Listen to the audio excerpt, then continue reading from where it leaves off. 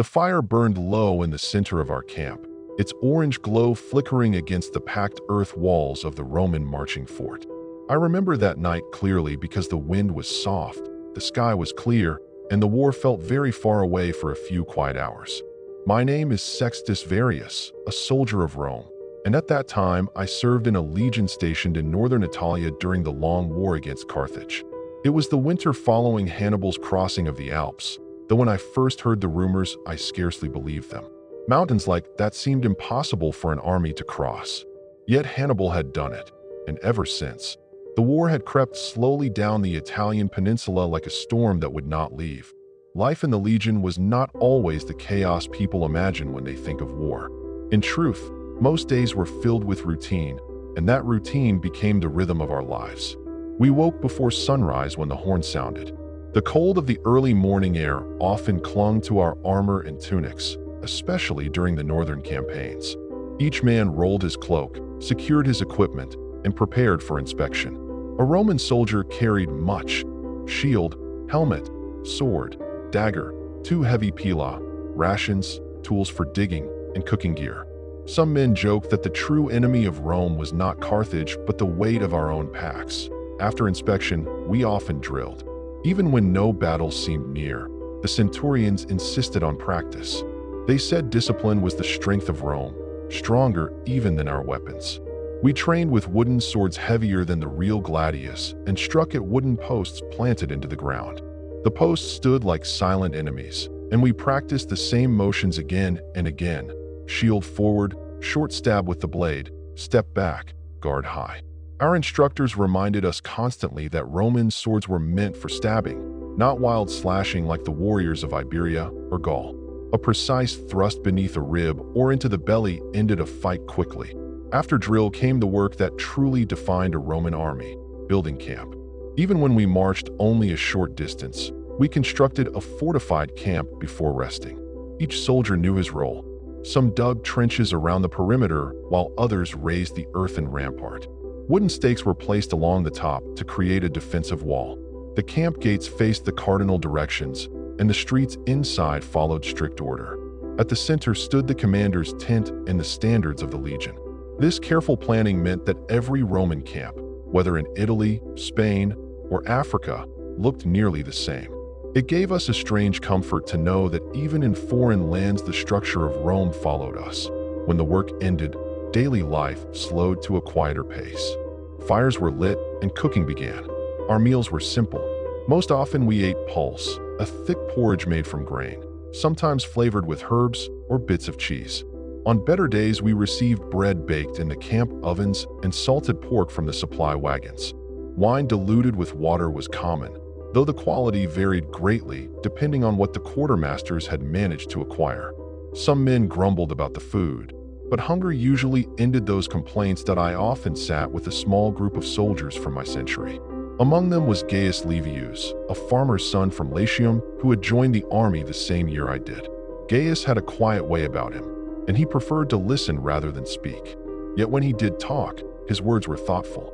He liked to ask questions about the future, about whether the war would end soon or whether we would spend our youth marching across Italy chasing Hannibal. The veterans among us had different concerns.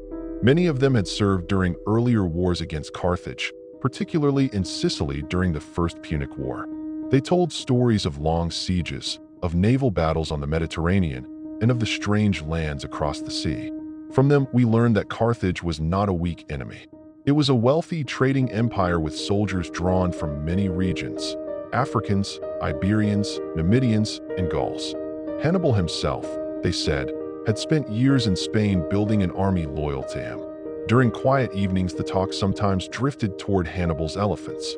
By the time I first heard the stories, the creatures had already become legend in our camp. Some men claimed they were as large as houses. Others said they carried towers filled with archers. A veteran named Titus, who had fought in Sicily decades earlier, insisted that elephants could terrify horses and break infantry lines if not handled carefully. Whether all of these tales were true hardly mattered. The mere idea of facing such animals made many recruits uneasy. Despite the rumors and fears, much of a soldier's life was ordinary. We cleaned our armor, repaired straps and sandals, sharpened blades, and wrote letters home when scribes were available. Some men carved small figures from wood or bone to pass the time. Others gambled with dice, though the centurions discouraged it. Occasionally, traders followed the army, bringing small luxuries such as olives, figs, or better wine. These small comforts reminded us that beyond the marching camps and battlefields, life in Italy continued as it always had. Yet the war never fully left our thoughts. Messengers arrived frequently, bringing news from other Roman armies. It was through these reports that we first heard of the disaster at Lake Trasimene. The story spread through the camp slowly, carried in hushed voices around the fires. A Roman army under the consul Gaius Flaminius had marched into a trap along the lake's foggy shores. Hannibal had hidden his troops in the hills and forests surrounding the road. When the Romans entered the narrow pass, the Carthaginians attacked from all sides. Many soldiers were cut down before they even understood what was happening. The news troubled everyone. Roman commanders were expected to be cautious and methodical, yet Hannibal seemed able to outmaneuver them again and again. Not long after, we heard that the Senate had appointed Quintus Fabius Maximus as dictator to deal with the crisis. Fabius adopted a different approach. Instead of rushing into battle, he shadowed Hannibal's movements and avoided direct confrontation. Some soldiers mocked him and called him the delayer, but others believed his caution was wise. For those of us in the ranks, the strategy meant long marches and constant vigilance. We moved through the countryside of Italy, sometimes following distant reports of Hannibal's army, but rarely seeing it directly. The landscape changed with the seasons. In spring, the hills grew green and dotted with wildflowers. Farmers worked their fields, though many watched our columns with worried expressions. They knew the war could reach their homes at any time. Occasionally, we passed villages damaged by earlier raids. Burned buildings and abandoned farms reminded us that Hannibal's army had traveled through these regions before us. It was strange to march through familiar Italian countryside and see the signs of a foreign army's presence. For centuries, Rome had fought wars beyond Italy, in distant lands. Now the conflict unfolded on our own soil. The discipline of the Roman army remained strict throughout these movements. Guards were posted each night. Scouts rode ahead of the column during marches. Punishments for negligence could be severe. A soldier who abandoned his post risked flogging or worse. Yet such discipline also protected us. We knew the army around us was organized and prepared. In quiet moments, I sometimes thought of my family in Capua. My father had been a stonemason all his life, shaping blocks of limestone for houses and roads. When I was younger, I helped him carry tools and smooth rough surfaces with a chisel. Compared to the noise of battle, the steady tapping of a mason's hammer seemed peaceful. I wondered whether he still worked the same way each morning, unaware of the small details of our marches and camps. These reflections often came late at night when the camp grew silent. The watchfires flickered along the ramparts, and the distant sounds of animals carried across the fields. A Roman camp at night was an orderly place. Each watch changed at set intervals, announced by the horn. Soldiers slept wrapped in cloaks on simple bedding, their shields stacked nearby. The standards of the legion stood in the center of camp, guarded carefully, for losing them would have been a terrible shame. Days passed in this slow rhythm of marching, building, training, and waiting. War was always near, yet it often felt distant, like thunder beyond the hills. We knew eventually we would face Hannibal's army directly again. No one doubted that moment would come. Until then, we lived the quiet, disciplined life of Roman soldiers, preparing ourselves through routine and patience. Looking back now, those quiet days were strangely peaceful compared with what came later. At the time, however, we did not yet understand how long and difficult the war would become. We were young men serving Rome, following orders, trusting that our commanders would lead us to victory.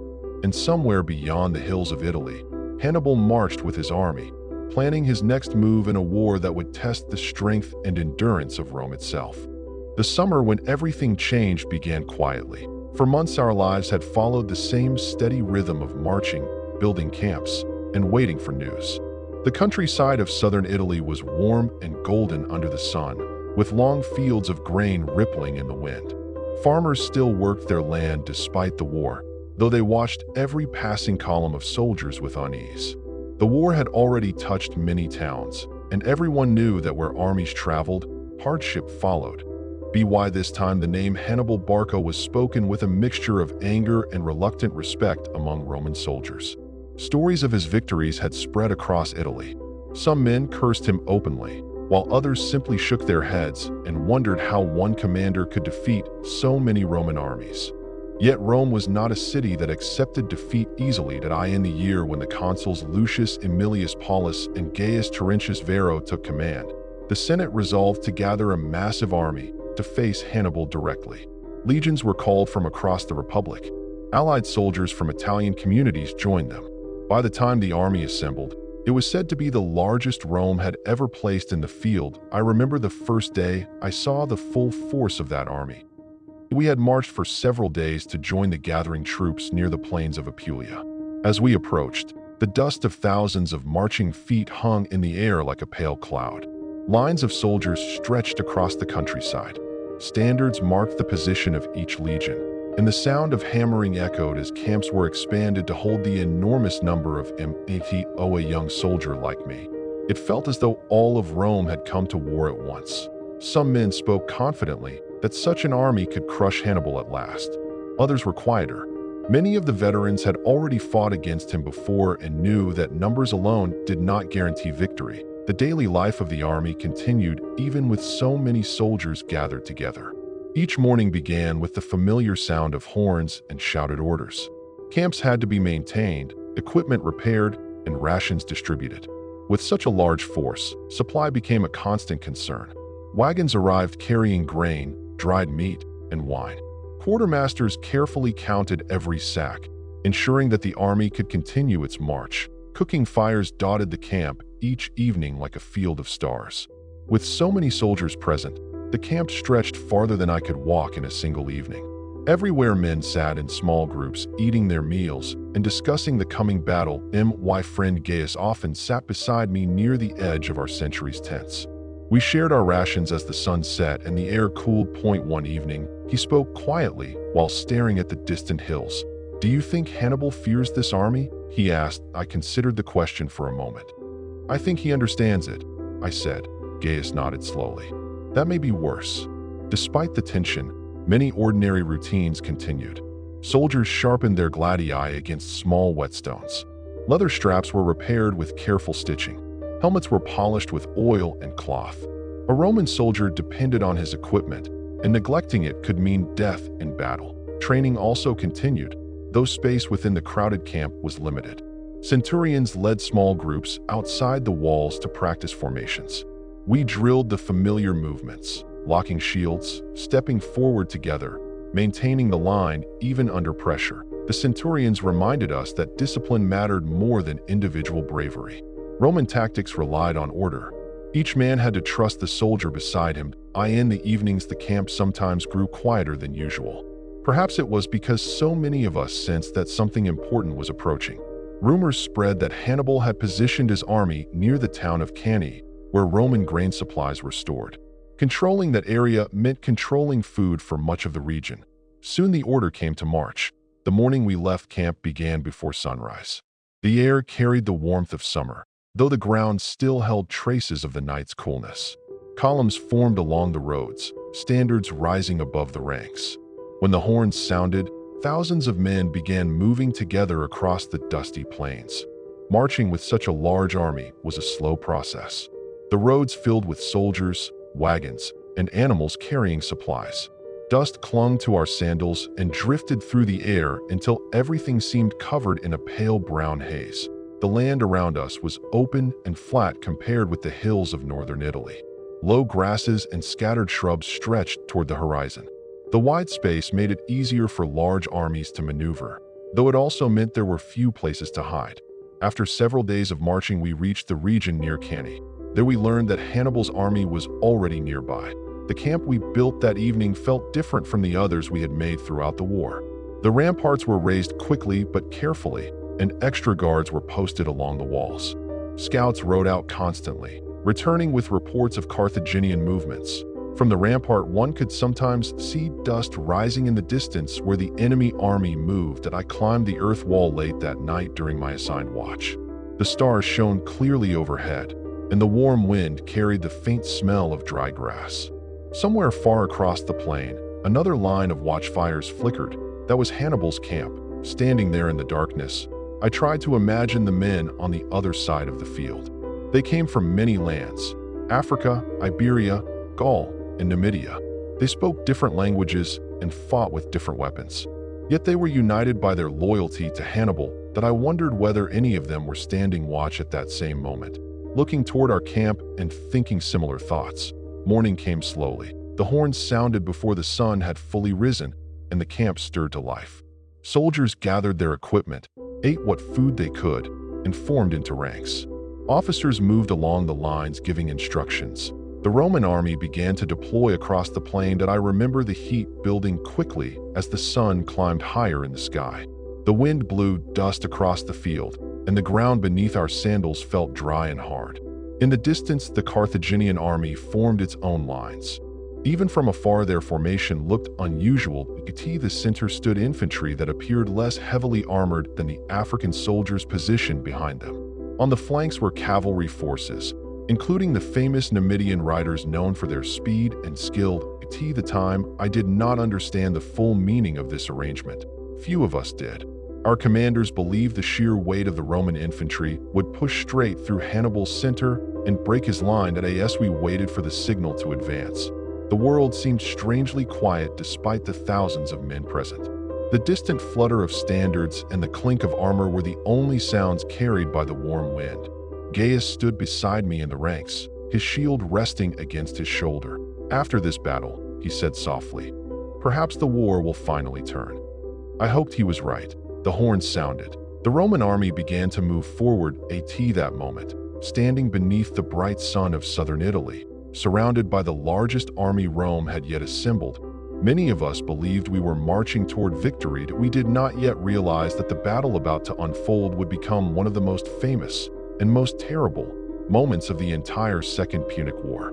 For soldiers like me, however, it was simply another day of marching, another step forward with shield raised and sword ready, trusting that the discipline of Rome would carry us through whatever awaited on that vast and dusty field. The morning of the battle began with a strange calm that I remember even now. The sun rose slowly above the flat plains near Cannae, casting long shadows across the dry ground. The air already carried the promise of heat. Summer in Apulia could be relentless, and before the battle even began, the dust of thousands of marching feet hung low across the plain. That I stood in the formation of my legion, shield resting against my shoulder and helmet pressing heavily against my brow. Around me stretched ranks upon ranks of Roman infantry, more soldiers than I had ever seen gathered in one place. It felt as though the entire strength of Rome had come together to confront one man and his army. That man was Hannibal Barca. Even before the battle began, his presence seemed to influence everything we saw. His army stood across the plain, arranged in a formation unlike anything our commanders expected. Their center pushed slightly forward, forming a shallow curve that seemed almost inviting, while their flanks held disciplined infantry and cavalry. At the time, few of us understood what that shape meant. Our orders were simple: advance, press forward, break the enemy line with the strength of our infantry. The horns sounded, and slowly the great Roman army began to move. Marching in such a massive formation was a strange experience. The soldiers around me moved so closely together that our shields nearly touched even before the fighting began. The sound of thousands of sandals striking the ground created a steady, rhythmic noise like distant thunder. Dust rose with every step. The wind carried it across the field, and before long it settled on our armor and cloaks. I remember breathing through the cloth of my tunic to keep the dust from filling my lungs. As we advanced, the Carthaginian center moved toward us as well. The first clash came suddenly. The front ranks collided with the sound of iron striking wood. Shouts erupted across the field as soldiers pushed against one another with shields raised and swords ready. The disciplined Roman method of fighting began to take hold.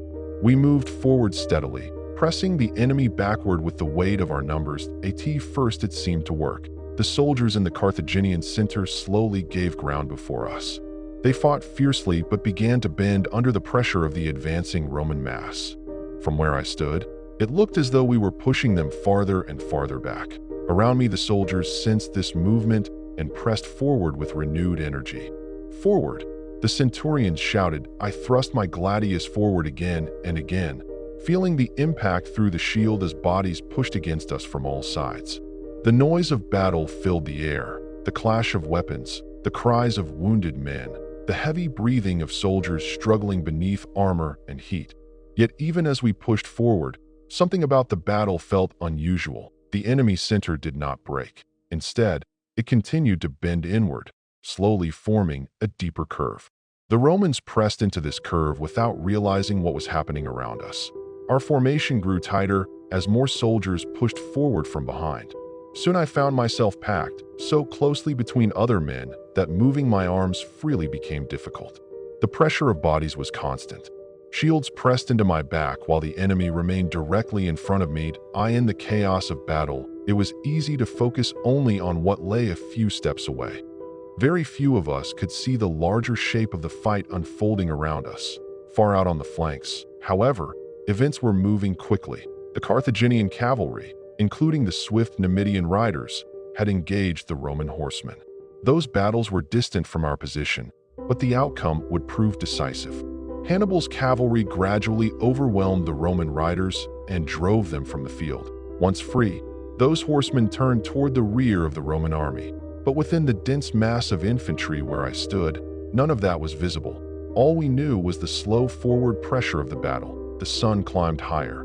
The heat grew intense beneath our helmets. Sweat ran down my face and stung my eyes. The dust of the battlefield mixed with the smell of leather, iron, and dry grass crushed beneath thousands of feet. Still the Carthaginian center retreated. We followed. Gradually, the curve of their line deepened until we were pushing into something like a shallow pocket in the enemy formation. Then the trap closed. From the sides came a sudden surge of heavily armored African infantry. These soldiers had been positioned on Hannibal's flanks earlier in the battle. Now they turned inward, advancing against the exposed sides of the Roman formation at nearly the same time. The victorious Carthaginian cavalry arrived behind us. The Roman army, packed tightly together and advancing forward, suddenly found itself surrounded. The realization spread slowly through the ranks. First it appeared only as confusion. Soldiers at the edges of our formation shouted warnings. Some tried to turn and face the new threats appearing on our flanks. But the crowding of the Roman infantry made movement extremely difficult. Within moments, the entire army seemed to press inward upon itself. The disciplined formations that had once given Rome its strength became a terrible disadvantage in that cramped space that I could barely lift my sword.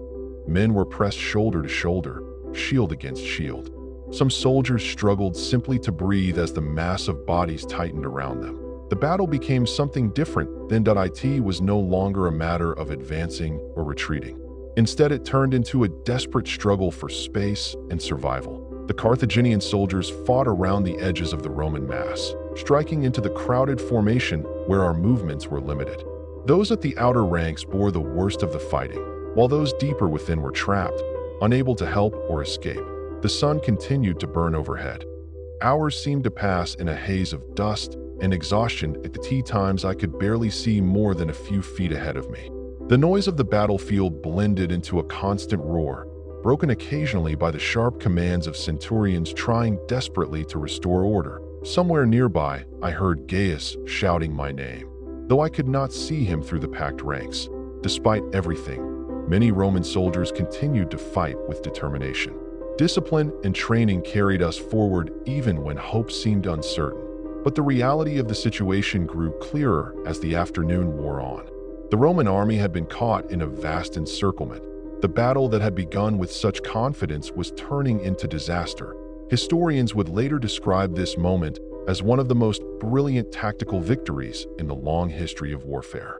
Hannibal's double envelopment at Battle of Cannae became legendary. For those of us inside the trap, however, it was simply confusion, exhaustion, and fear beneath the burning summer sun. As the hours passed and the circle of enemies tightened, I began to understand that the day would be remembered for generations.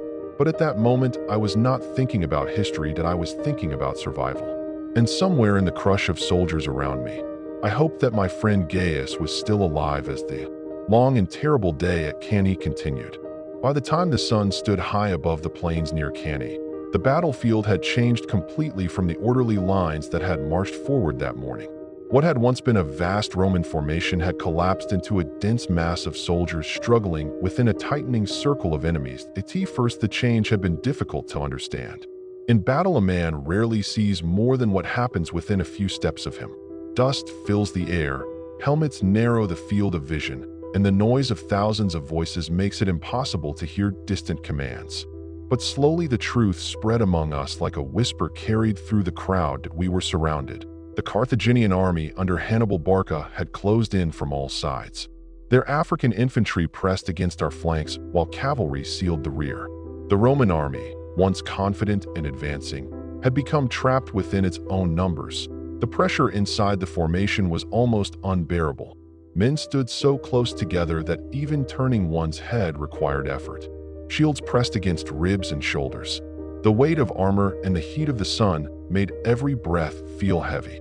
Many soldiers had already dropped their packs earlier in the day, but even without them, the burden of helmet, shield, and weapons became exhausting in the crowded space. At times I could barely raise my sword. The centurions still tried to maintain discipline.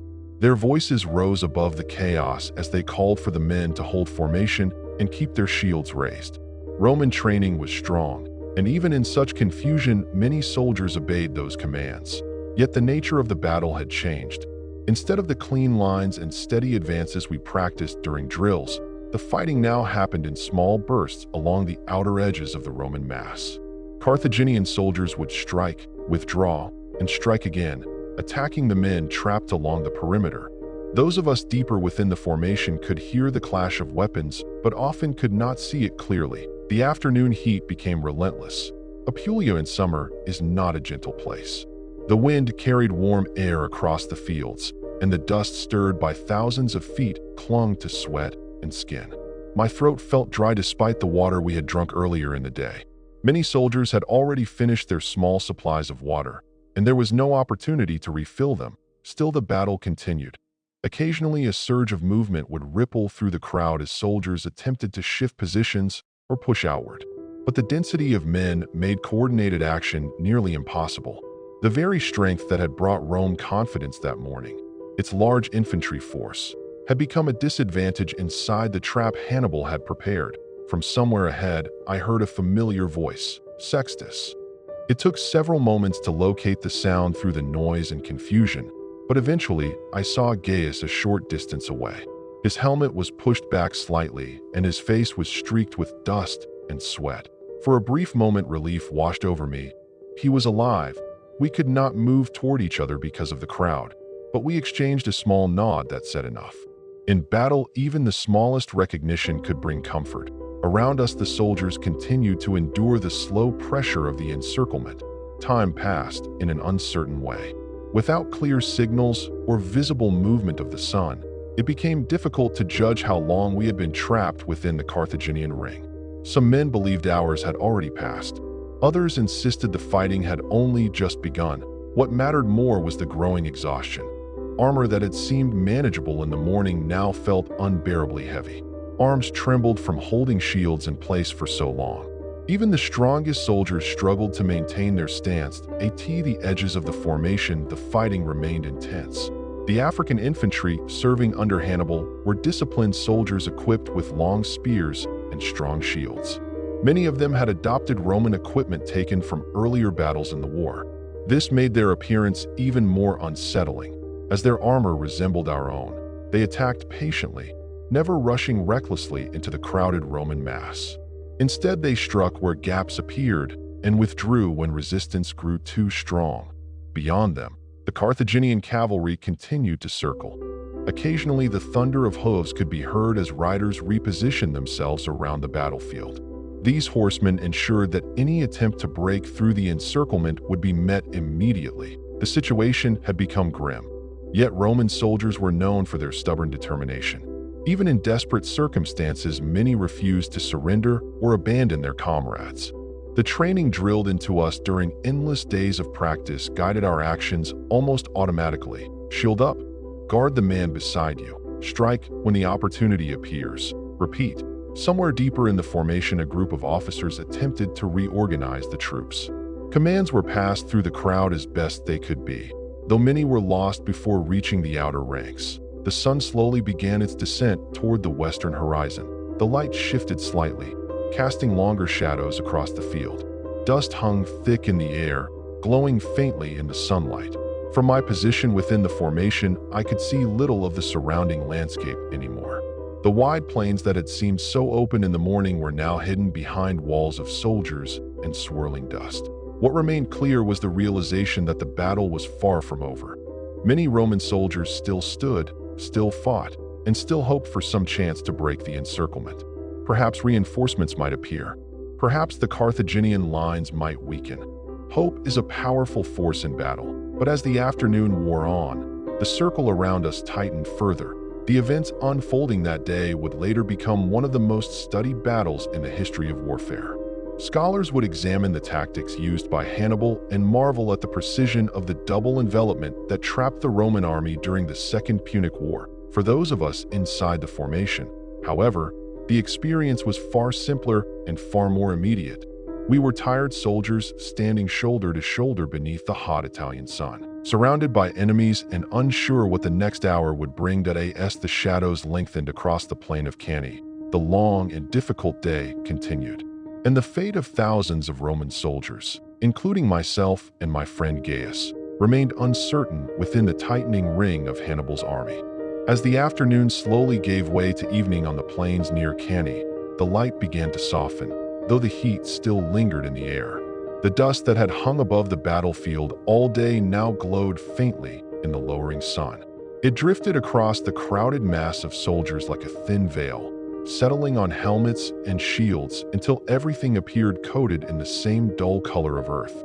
Inside the Roman formation, the pressure remained constant. By this point, many soldiers had been standing in the same cramped positions for hours.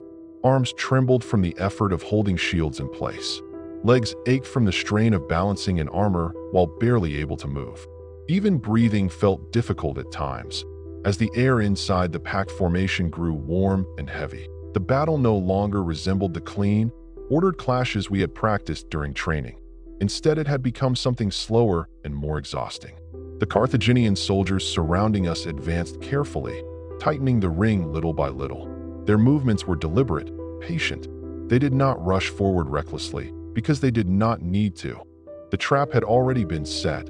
The army commanded by Hannibal Barca had achieved something remarkable that day. By bending his center backward and allowing the Roman army to push forward, he had drawn us into a pocket where our numbers worked against us. When his flanking infantry and cavalry closed the circle, the vast Roman formation became a crowded mass unable to maneuver. Of course, none of us inside the formation understood the full elegance of that strategy in the moment. What we felt instead was fatigue, confusion, and the constant need to remain alert. Occasionally, the fighting surged along the outer edges of the Roman mass. A sudden push of shields, the clash of swords, and then a brief lull as both sides steadied themselves again. Each clash echoed through the formation like ripples in water. I could still see Gaius several paces away. The space between us never widened or closed. We remained trapped within the same dense crowd of soldiers. At one point, he managed to speak again. "Still standing," he called through the noise. "Still standing." I answered. It was a small exchange. But in such circumstances, even a few words helped keep a man focused. As the sun moved lower, the shadows across the field grew longer. The changing light made it easier to see beyond the dust for brief moments. Through those gaps, I caught glimpses of the Carthaginian lines surrounding us. Rows of shields, spear points glinting faintly in the fading sunlight. Beyond them stretched the open plain where the battle had begun that morning. It seemed strange to think how wide that field had appeared only hours earlier. Now it felt impossibly distant. The centurions continued moving along the inner edges of the formation whenever space allowed. Their voices were hoarse from shouting commands all day, yet they remained determined to maintain some order among the exhausted soldiers. Roman discipline was difficult to break. Even when surrounded, many soldiers held their shields properly and watched for any opening where the line might push outward. It was the habit of years of training. A Roman legionary did not easily abandon his place. But the reality of the situation was becoming clearer with every passing hour. The Carthaginian circle had grown steadily smaller. Their soldiers were no longer attacking in scattered bursts. Instead, they pressed forward in coordinated movements, slowly reducing the space available to the Roman army. In some places, the formation had become so tight that fallen soldiers could not be removed. Men were forced to step around them or stand over them while continuing to fight. The emotional weight of the battle also began to show. Early in the day, many soldiers had shouted battle cries or curses at the enemy. By evening, those voices had grown quieter. Exhaustion replaced anger. Determination remained, but it was expressed through steady endurance rather than loud defiance. The sounds of the battlefield changed as well. Instead of the sharp clashing that had marked the morning's first charge, the evening brought a slower rhythm, short bursts of fighting separated by tense pauses. The wind carried fragments of distant shouting, the creak of leather armor, and the occasional thud of shields colliding. Overhead, the sky had begun to shift toward the deep gold of late afternoon. But in calmer moments between clashes, I found myself thinking about things far removed from the battlefield. I remembered the quiet mornings in Capua before I had joined the army, when the streets filled with merchants opening their stalls and craftsmen beginning their work. My father's workshop came to mind most clearly. He had spent long hours shaping stone blocks for houses and roads, his hammer striking the chisel with steady patience. Compared with the chaos of war, that steady rhythm seemed peaceful beyond description that I wondered whether he had heard news of the battle yet. Perhaps messengers were already riding toward Rome and the nearby towns, carrying word that the great Roman army had met Hannibal at Cannae. What those messages would say, I could not guess. Around me, the Roman soldiers continued to endure the long evening. Some spoke quietly to the comrades nearest them. Others remained silent, conserving their strength. A few offered short prayers to the gods, asking for protection or guidance. Gaius rested the top edge of his shield against his shoulder and closed his eyes briefly, though he remained standing. "Whatever happens," he said quietly, "we did our duty." I nodded. For Roman soldiers, that idea carried great weight. Duty to Rome, to our commanders, and to the men beside us formed the foundation of everything we did. Even in the most difficult moments, that sense of responsibility helped hold the army together. As the sun neared the horizon, the light across the battlefield dimmed to a warm red glow. The long day at Battle of Cannae was approaching its final hours, yet the encirclement still held. The Carthaginian soldiers remained patient, pressing inward slowly while the exhausted Roman army struggled to maintain its strength within the shrinking space. For those of us trapped in the center of that vast formation, time seemed to move strangely. The outside world, Rome, the villages of Italy, the peaceful countryside beyond the battlefield, felt very far away. All that remained was the fading sunlight, the dust of the plain, and the quiet determination of thousands of soldiers standing shoulder to shoulder as the evening deepened over Cannae during the long war between Rome and Carthage known as the Second Punic War. By the time the sun finally sank beyond the distant hills, the light across the plains near Cannae faded into a deep orange glow. The long day of battle had stretched farther than any I had ever experienced. Every muscle in my body ached from standing in armor and holding my shield for so many hours. The battlefield had grown quieter, though the quiet was not peaceful. The roaring clashes that had marked the morning were gone.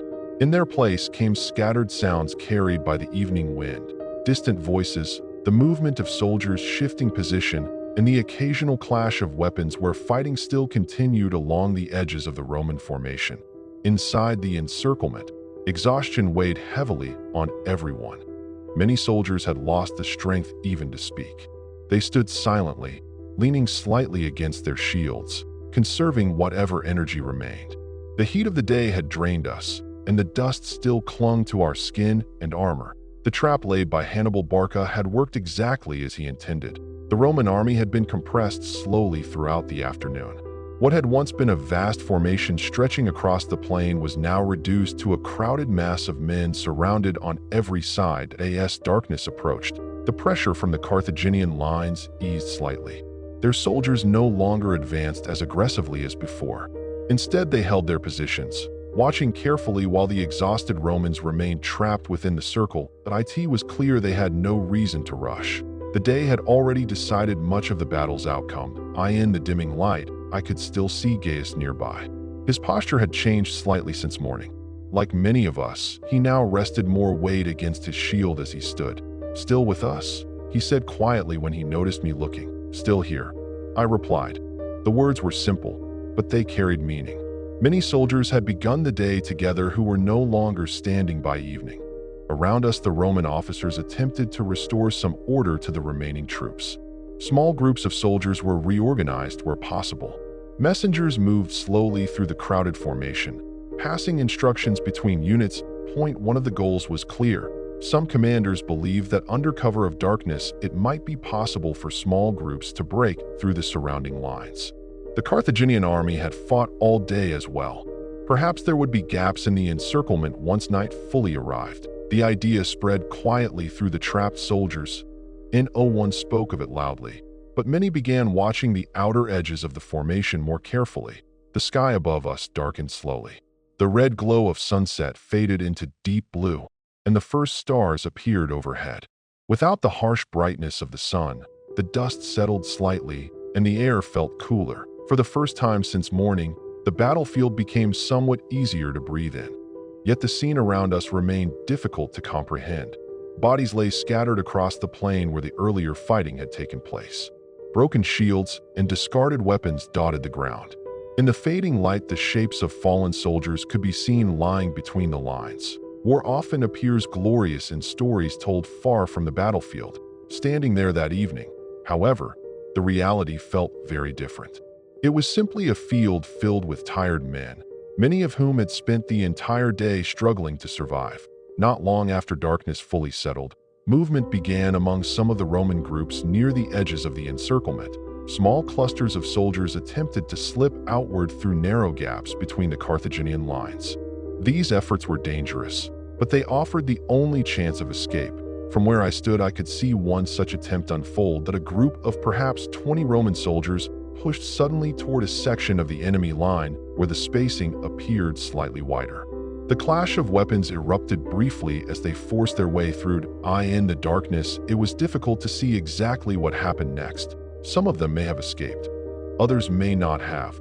The confusion of night made it impossible to know for certain. Gaius and I remained where we were for the moment. The crowd around us made sudden movement difficult, and neither of us wanted to rush blindly into the surrounding lines without a clear opportunity. Instead, we watched and waited. Patience had become our strongest ally. Overhead, the stars brightened across the sky. The familiar constellations slowly emerged, the same ones sailors used to guide their ships across the Mediterranean. Seeing them brought a strange sense of calm after such a long day. For a moment, I found myself thinking about how small the battlefield must appear from far above, compared with the vast sky stretching in every direction. Eventually, a centurion moved through our section of the formation. His armor was dented and his voice hoarse, but he still carried himself with the steady authority expected of a Roman officer. "Small groups," he said quietly. "When the chance comes." That was all the instruction he gave. That it was enough. The surviving Roman soldiers understood what he meant. The night at Battle of Cannae would become a time of desperate movement and uncertain escape attempts. Some men would manage to slip through the Carthaginian lines and reach safety. Others would remain trapped until morning. For those of us still standing inside the encirclement, the war between Rome and Carthage, known to history as the Second Punic War, had reached one of its darkest moments. Yet, even in defeat, the spirit of Roman soldiers did not disappear easily. As the quiet night settled across the plains of Cannae, I tightened my grip on my shield and waited patiently beside my friend Gaius, watching the darkened lines around us and hoping that somewhere in the shadows, a narrow path to survival would appear. The night after the long day of battle on the plains near Cannae felt strangely calm compared with the violence that had filled the hours before it. The sky above us had grown completely dark, and the stars spread across it in a wide, quiet pattern. Without the sun beating down on our helmets and shields, the air cooled slowly, bringing a small sense of relief to the exhausted soldiers trapped within the Carthaginian encirclement. Yet, even in the darkness, none of us forgot where we stood. The army of Hannibal Barca still surrounded us on every side. Throughout the evening, small groups of Roman soldiers had begun attempting to slip through the outer ring. Some moved carefully, waiting for moments when the Carthaginian lines shifted. Others rushed suddenly toward gaps in the darkness, hoping speed and surprise would carry them through. From where I stood beside Gaius, I could hear brief clashes in the distance, short bursts of fighting as someone tried to break free. Some attempts ended quickly. Others disappeared into the night, leaving us wondering whether those men had escaped or simply fallen beyond our sight. Gaius leaned slightly closer so that his voice would not carry far. "We should try," he said quietly. I nodded. Remaining where we stood would not change anything. If we wished to survive the disaster that had unfolded that day, we needed to find a path through the surrounding lines. But rushing blindly would be dangerous. The Carthaginian soldiers were alert, and many of them had spent the entire war fighting experienced Roman armies. They knew we might attempt to escape once darkness arrived. For several minutes, we simply watched the movements around us. Gradually, the crowd within the trapped formation began to thin slightly as more groups attempted to slip away. This created small pockets of space where soldiers could move more freely than before. The noise level also dropped. Men who intended to attempt escape understood the importance of silence. Voices became whispers, and the clatter of equipment was carefully avoided. Eventually, a narrow opening appeared between two clusters of soldiers near us. Beyond them, perhaps 30 paces away, I could make out a darker line where the Carthaginian troops held their position.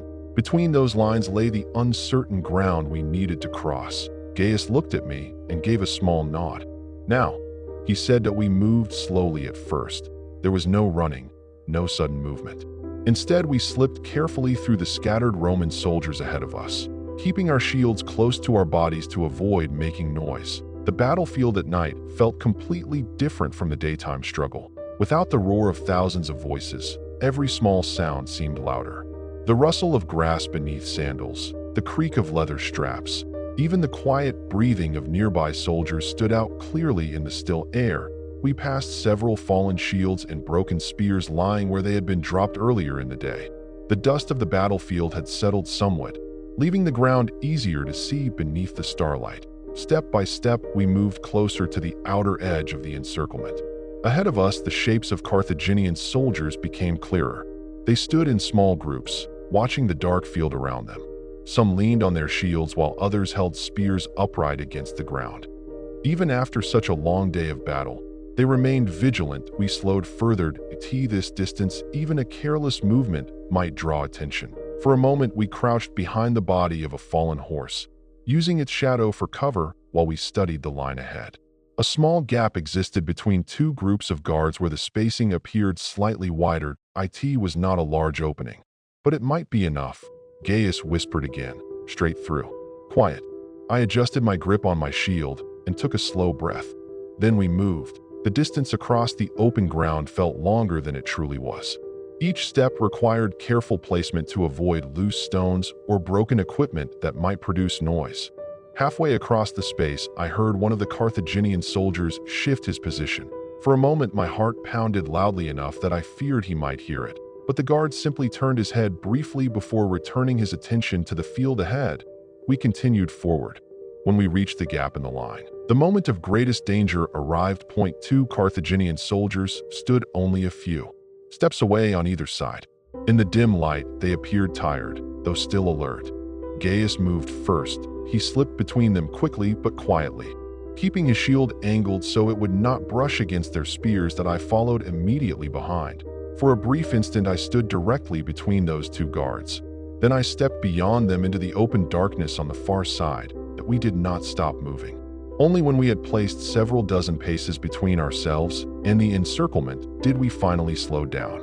Behind us, the faint shapes of soldiers still surrounded the trapped Roman army. From this distance, the battlefield looked strangely peaceful beneath the stars, but we knew the truth of what had happened there.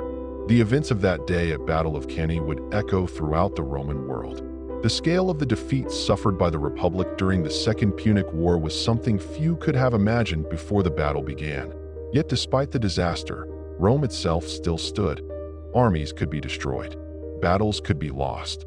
But the city had endured wars before, and many believed it would endure this one as well. Gaius and I continued walking across the dark plain, putting distance between ourselves and the battlefield.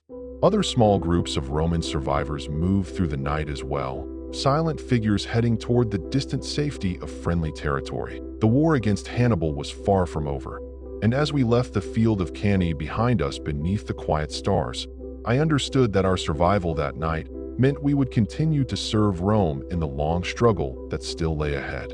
The night air felt cooler as Gaius and I continued moving away from the battlefield near Cannae. The stars guided us across the dark plains of Apulia, and for the first time since the battle began that morning, the sounds of fighting had faded into the distance behind us. Neither of us spoke much at first. The exhaustion of the day weighed heavily on our bodies. Every step reminded me of the hours spent standing in armor beneath the summer sun. Yet the simple act of walking freely across the open countryside felt strangely comforting after being trapped in the crowded formation for so long. Other survivors moved through the darkness as well. Some traveled in pairs like us, while others formed small groups of 5 or 6 men. No one marched in large formations anymore. After what had happened during the day, many soldiers preferred to remain quiet and scattered as they moved through the countryside. Occasionally, we passed a man sitting beside the road, resting after the long battle. Some of them eventually rose and joined us, while others simply watched us pass before continuing in their own direction. The defeat at the Battle of Cannae had shattered one of the largest Roman armies ever assembled. Thousands of soldiers who had marched proudly that morning were now scattered across the fields and roads of southern Italy. Yet, even in defeat, Roman discipline remained. Many of the survivors moved toward the nearby town of Canusium, where word had spread that Roman officers were gathering the remnants of the army. It seemed the most logical place to regroup, and so Gaius and I joined the slow stream of weary soldiers heading in that direction. The journey took most of the night. The road was uneven in places, winding through fields and low hills. Occasionally farmhouses appeared in the distance, their windows dark as the countryside slept unaware of the disaster that had unfolded nearby. When the first faint light of dawn appeared on the horizon, we finally saw the walls of Canusium rising ahead. The town had become a refuge for survivors. Roman officers stood near the gates organizing the arriving soldiers. Many of the men entering the town looked much as we did, dust-covered, exhausted, and silent. Inside the walls, the atmosphere was strangely calm. Civilians had opened storehouses and wells to provide water for the soldiers. Some offered bread or fruit, though supplies were limited. It was not a grand welcome, but the kindness of those small gestures felt deeply appreciated after the long day and night. Gaius and I sat near one of the wells and drank slowly from a shared cup. The cool water felt like the greatest luxury imaginable. Around us, other soldiers rested wherever they could find space, against walls, beside carts, or in the shade of small trees growing inside the town. For the first time since the battle began, we allowed ourselves to sleep. When I awoke later that day, the town of Canusium was filled with activity. Roman officers moved through the streets gathering reports and counting survivors. Messengers prepared to ride north toward Rome carrying news of the battle. No one needed to explain what those messages would contain. The scale of the defeat at Battle of Cannae was enormous. 2 consular armies had been destroyed, and thousands of Roman soldiers had fallen on the fields outside the town. Yet the mood among the survivors was not one of complete despair. Roman soldiers had long believed that the strength of Rome did not rest on a single army or a single battle. The Republic possessed something deeper, its ability to rebuild, reorganize, and continue fighting even after terrible losses as the day passed. Officers began forming new units from the scattered survivors. Men who had served in different legions now found themselves standing beside unfamiliar comrades. Equipment was redistributed, and wounded soldiers received what care could be offered. Gaius and I remained together as part of a newly assembled group of infantry. Though our numbers were smaller than before, the familiar structure of Roman organization quickly returned. Centurions gave orders, standards were raised. The discipline of the legion began slowly rebuilding itself. News from other parts of Italy arrived over the following days. Some cities had begun to question their loyalty to Rome after hearing of Hannibal's victory. Others remained firmly allied with the Republic. The war was far from finished. Indeed, many historians would later say that the Roman response after Cannae showed the true strength of the Republic. Instead of seeking peace, the Senate resolved to continue the fight. The name of Quintus Fabius Maximus began to be spoken again among the soldiers. His strategy of avoiding large battles with Hannibal now seemed wise in light of the disaster we had witnessed. Rome would continue the war carefully, wearing down Hannibal's army rather than confronting it directly again. For soldiers like me, this meant that our service was not ending anytime soon. The long war between Rome and Carthage, known to history as the Second Punic War, still had many years left to unfold. Many years have passed since that terrible day at Cannae. I now sit beneath the shade of an olive tree outside a small farmhouse not far from where I grew up near Capua. My hair has grown gray, and the strength that once carried my shield through long marches has slowly faded. Yet the memories remain clear. After Cannae, the war continued for many years. Rome rebuilt its armies again and again. Commanders changed, strategies evolved, and new battles were fought across Italy, Spain, and beyond. Eventually, a new Roman general emerged whose name would become famous throughout the Republic. His name was Scipio Africanus. While Hannibal remained in Italy, Scipio carried the war to Spain and later across the sea to Africa itself. His campaigns slowly weakened Carthage's strength and forced Hannibal to leave Italy after many long years. The final great battle of the war came far from our homeland at Battle of Zama, where Scipio defeated Hannibal and brought the conflict to an end. When news of that victory reached Italy, celebrations spread across the Republic. The war that had once threatened Rome with destruction was finally over. Looking back now, I sometimes think about how close everything came to disaster during those early years. The defeat at Cannae could have broken many nations, but Rome endured. That endurance was not built only by generals or senators. It was carried by thousands of ordinary soldiers, farmers, craftsmen, and laborers who marched where they were told and fought when needed. Men like Gaius, he survived the war as well. After our service ended, he returned to his family's farm in Latium. We still visit each other occasionally, sharing wine and stories beneath the quiet Italian sky. When we speak of the past, the conversation often returns to that long summer day near Cannae, not because it was a victory, but because it taught us something important about the strength of Rome. Armies may fall, battles may be lost, yet as long as the people of Rome continued to stand, rebuild, and march forward again, the Republic itself would endure. And that, perhaps, was the greatest lesson of the long and difficult war against Carthage.